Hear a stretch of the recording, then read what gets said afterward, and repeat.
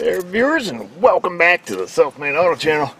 We're sitting inside the 2010 Hemi Dodge Ram. I just put the used ECM in it. You guys... Oh, okay, I was going to say, wait a minute here.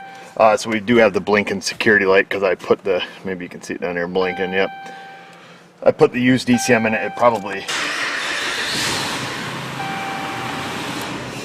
There she goes. I was going to say, it probably won't even run, but... we got to start stall. I did not even notice if it was misfiring. No, she probably ain't going to want to start again.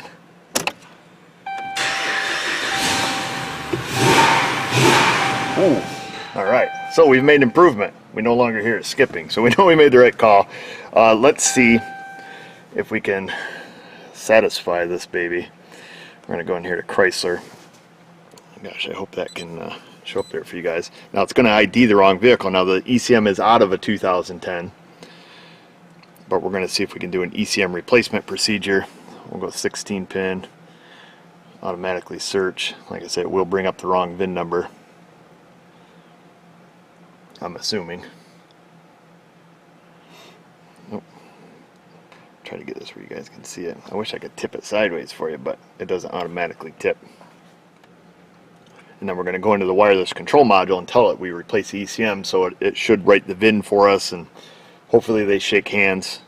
Sometimes it doesn't 100% work that well, but there we go. So we've got 2010 and 9346. Let me see what the last four are on this baby. Okay, ours is something 877. So it is out of a 2010 2500. We're going to go system selection, wireless control module, and there should be an ECM replace option. Let's see, maybe special functions. There, woo! Look, it took a while. So we're going to go PCM replaced. Performing this function may change the state of the vehicle. Please exercise caution. Well, caution is our middle name. Use this function only when PCM has been replaced. May cause loss of valid secret key information, which will require cutting programming new keys. Holy crap. Hopefully we don't run into that situation. So we'll hit continue. Everybody cross your fingers at this point like this. Worst I can do is mess it up. Hopefully it doesn't happen. It's going to require a PIN number, which you've already obtained. Oh, it says it's checking for PIN. Please enter the vehicle PIN. See, PIN can be found. Okay. PIN number. Ours is 3993 on this vehicle. So we enter that in. We hit OK. Verify it's the correct PIN. Hit yes. It should authenticate it, which it says it's doing. Correct PIN has been entered. Current Vin. Okay. Update the current VIN in the PCM, which is what we want to do because that's the VIN that's stored in the PCM. I hope that's showing up on your guys' end. So we do want... Oh no, that's our VIN number here. Current VIN and WCN is that. Yes, that's correct. We want it to update. VIN write was successful. Hit OK. It's going to transfer our secret key information to the ECM. Cycle the ignition prior to starting. So we will shut the key off. Everybody, fingers crossed. Please don't be blinking at me. Lights on steady. It is off and it's blinking. It's not going to be happy with us.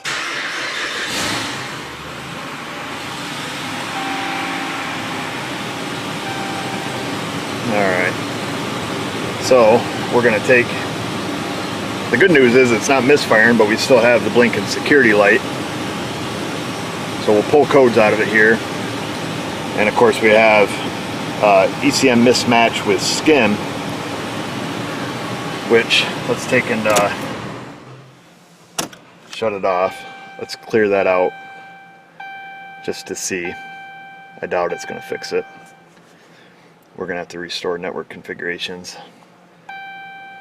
Let's just read the codes. Original VIN mismatch.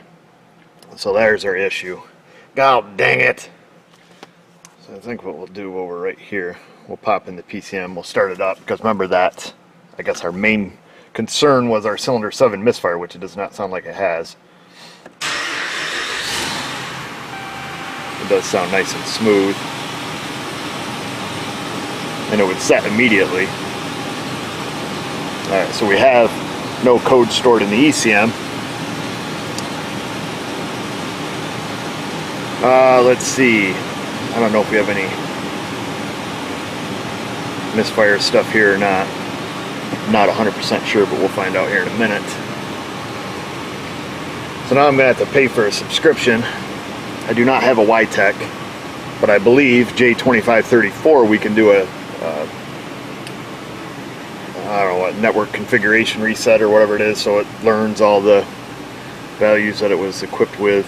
We are going to have to do a crank relearn because that's stored in the ECM. Let's see, what was that under? We'll just pop in data stream, see if it has any misfires. I don't believe these do. I can tell you right now it's running nice and smooth.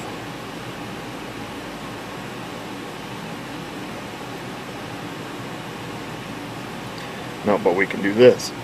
Let's see, system test. Maybe that's where we just were. Oh, we can do an injector kill test and we'll hear that number 7 cylinder drop out, but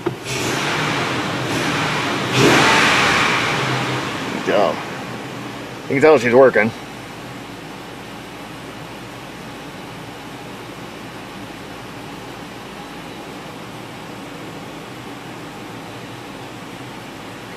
Injector kill.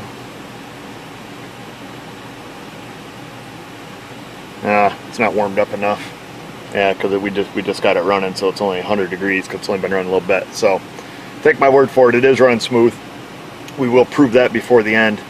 Let me go gather some stuff and buy a subscription to Chrysler, so hopefully we can get this fixed all the way. If not, we're gonna have to go to plan B or C. Alright, so here we go. I have paid my $35 to Chrysler. We're going to log in. Let me get this up. I'd use some screen recording software, but we're going to go in here. We're going to select the Bosch MVCI because that's what I'm using. We're on a 2010 and later. Like I said, I am using my Bosch MasterTech VCI. We got already hooked to the computer, hooked to the data link, all that stuff. So it's going to go in and pull the VIN number. And there appears to be no available flashes for this. So we can come over here, we'll hit topology, and we can see all the EC or all the computers that it's that it has on this vehicle. If they did need a flasher, it would be this symbol on it, the little lightning bolt. That's kind of hard to believe that a Chrysler doesn't have an update on anything. So then what you want to do is you're going to come over here to routines, and then to get this list to populate over here, you're going to go to PCM, you're going to go to check PCM VIN, you're going to hit run routine, it's going to verify our VIN is valid. We hit close and you can see our list over here populated. Now sometimes when you come in here, there'll only be PCM, there'll be no other ECUs that have routines, like what, ABS brake bleed, probably calibration actuator test. That's for the airbag, crank relearn, or no crank relearn, throttle control, the odometer, PCM replace, which we did with our other tool, which we could have done with this. But what we're after, we're going to go into the TIPM, and we're going to restore vehicle configurations. Now you can see our two VIN numbers match here, original VIN, but if we go in the ECM, we have our original VIN plus the current VIN. So go back to TIPM, restore vehicle configuration, run routine. Please follow the steps. So we will pay close attention, we'll hit continue.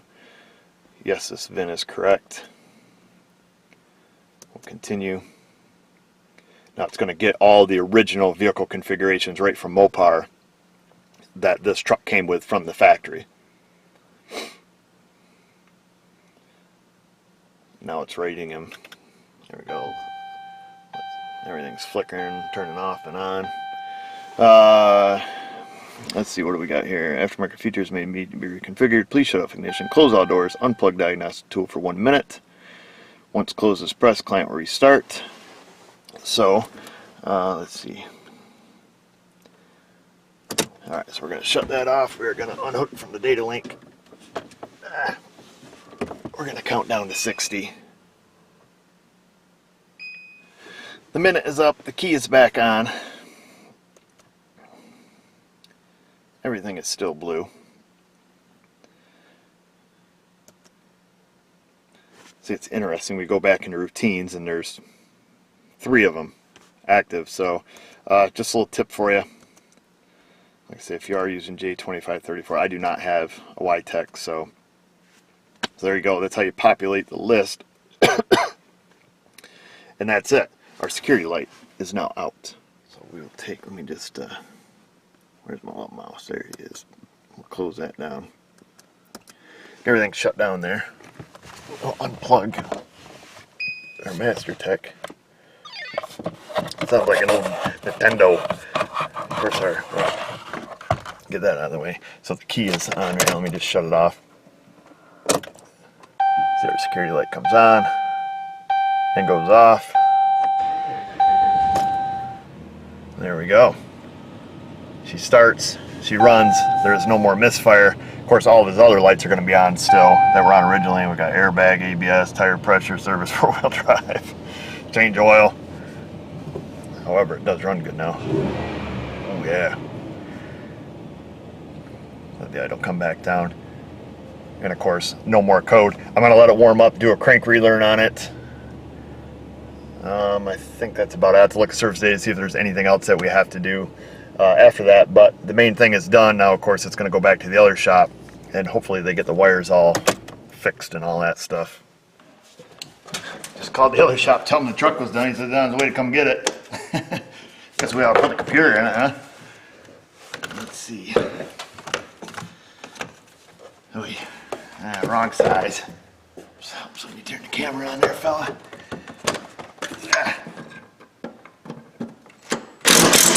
Ah, sweet. One of them broke. You always gotta wonder with sometimes where they go through there, they get all corroded in the PCM and then the heads break off the screws there. So there's our original. Now pop our new one up. I guess this is kind of the boring part of the video. That's it, folks. Replacing the ECM in the 2010 Hemi Dram that we diagnosed in a previous video. If you haven't checked that video out, this video probably didn't make a whole lot of sense. Link in the description. It'll pop up here on the end of the screen. And just remember, viewers, if I can do it, you can do it. Thanks for watching.